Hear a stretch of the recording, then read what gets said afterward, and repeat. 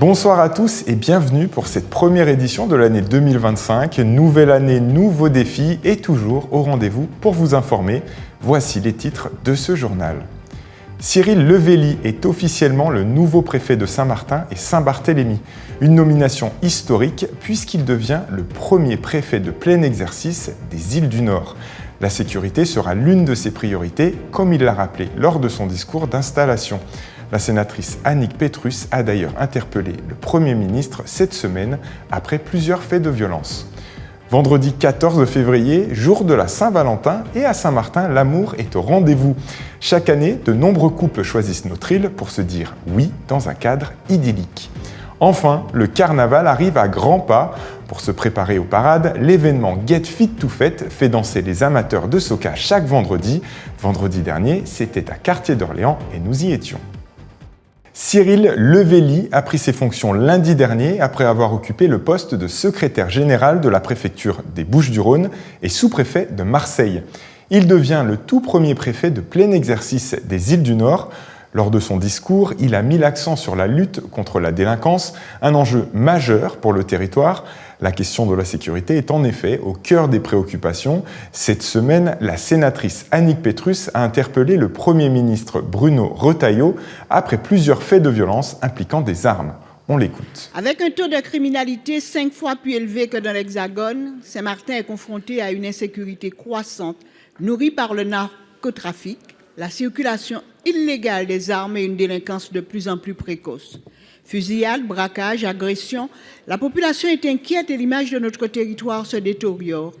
Encore 2 agressions par arme à feu la nuit dernière. Monsieur le ministre, dans ce contexte, quelle action concrète l'État entend-il mettre en place pour mieux anticiper et enrayer cette dynamique criminelle qui fragilise Saint-Martin et menace la stabilité de l'ensemble de la région? Vous me posez la question de savoir quelles sont les mesures très concrètes que nous pensons prendre.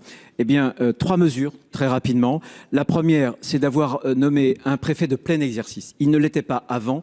Et ce préfet, comme vous le savez, de plein exercice, aura comme mission centrale, prioritaire, la lutte contre l'insécurité. Son ressort géographique, bien sûr, s'étendra aussi à l'île de Saint-Barth, mais c'est déjà une première réponse. Une violence qui inquiète également les professeurs du collège Swaliga qui ont lancé un mouvement de grève hier. Les enseignants et les parents d'élèves dénoncent un climat de violence, des agressions à répétition et un manque de soutien de l'administration.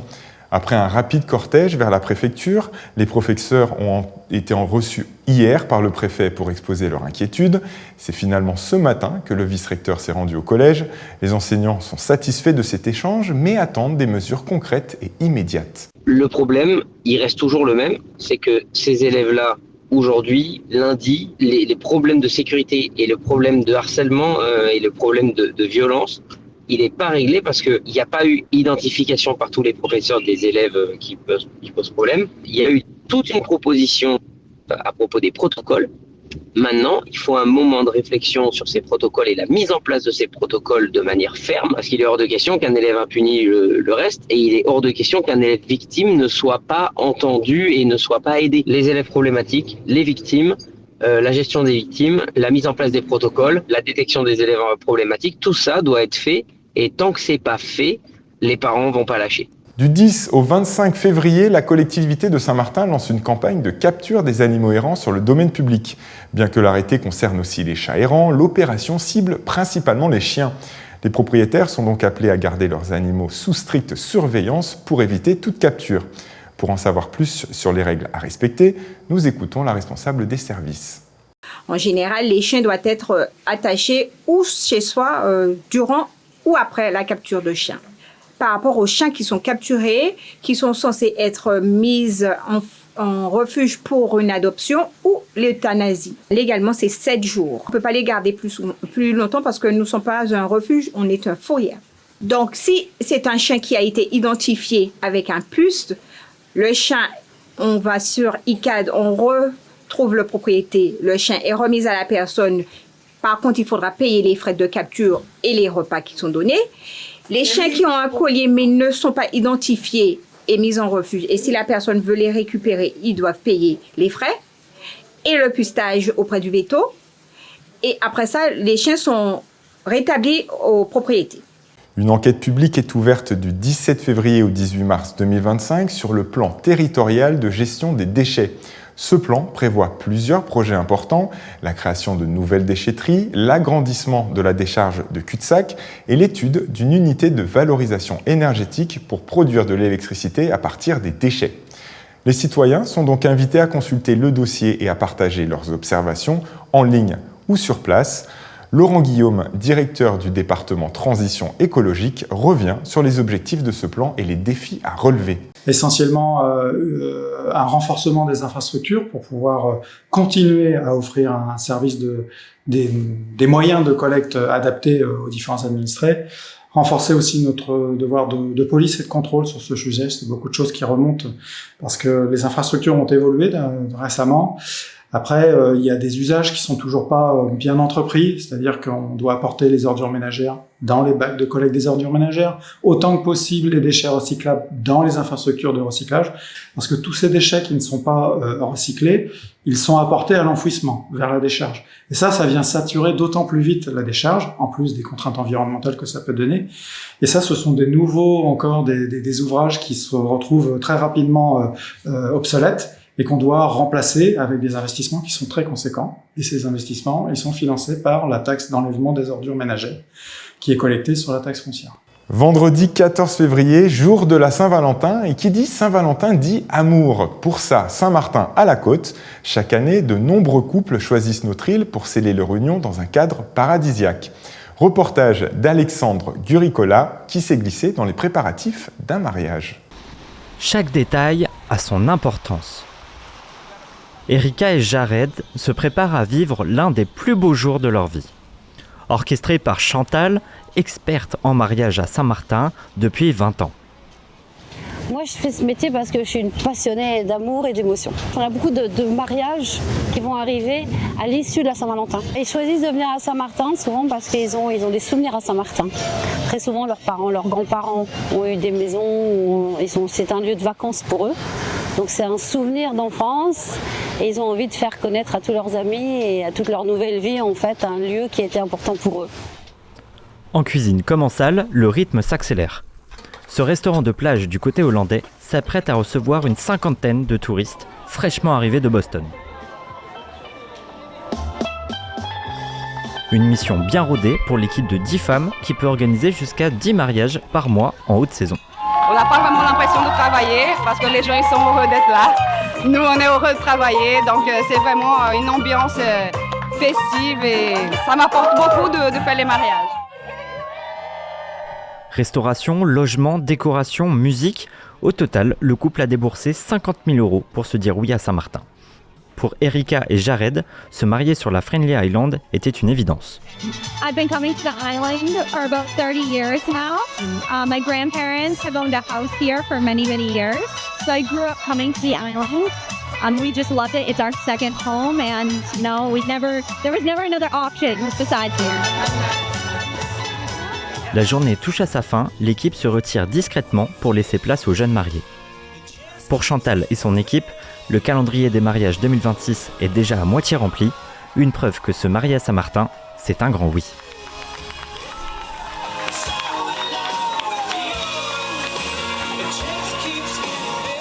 Le carnaval arrive à grands pas et mieux vaut être en forme pour suivre le rythme des parades. Get Fit to Fête, cet événement devenu incontournable, permet chaque vendredi de bouger sur les rythmes soca. Vendredi dernier, c'était à Quartier d'Orléans, nous y étions. Dernier échauffement avant le grand final. Des soirées comme celle-ci, le comité des fêtes du carnaval de Saint-Martin en propose tous les week-ends jusqu'au jour J. Pas d'inscription demandée, ni de billets d'entrée, l'Esprit Carnaval s'invite gratuitement dans les différents quartiers de Saint-Martin. Vendredi, c'est au stade du quartier d'Orléans qu'une centaine de personnes ont pu se dépenser face à Coach Fadi. Je pense que l'événement en lui-même est très intéressant. Gratuit offert à la population, aux veilles de carnaval, c'est super. Et là, on est en famille avec les tatis, les 5 ans, et les petits et les enfants, donc c'est super. Cette année, Get Fit to Fête célèbre ses 5 ans. Un événement festif, mais bien plus encore. C'est l'occasion pour le comité des fêtes du carnaval et l'association Saint-Martin Santé de sensibiliser le public sur l'importance du sport.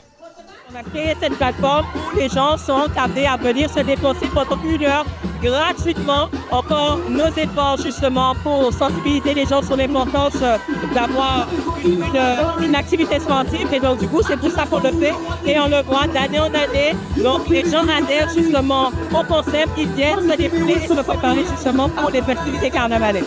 La prochaine séance aura lieu ce soir à Sandy Ground, avant la grande finale, vendredi 21 février, à quelques heures du lancement de la grande parade. Une belle manière de se préparer à la fête, tout en prenant soin de sa santé.